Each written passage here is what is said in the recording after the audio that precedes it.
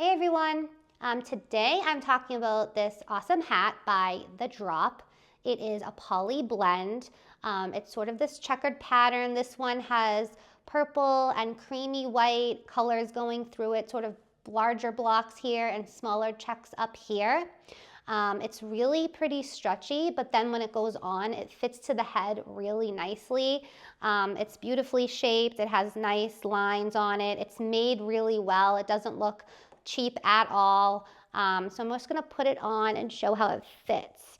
And like I said, I like how it fits sort of tight, but not too tight. Some of them I feel like are loose, they'll droop down, and you have to adjust them a lot. I feel like I can keep this one in place. I'm gonna move it, and it just stays in put. It keeps my hair in place, so it looks put together when it's on, and I really like that about this hat. So I would definitely recommend this one if you're looking for something kind of funky that looks a little skater vibe, but really elevated and great for anyone.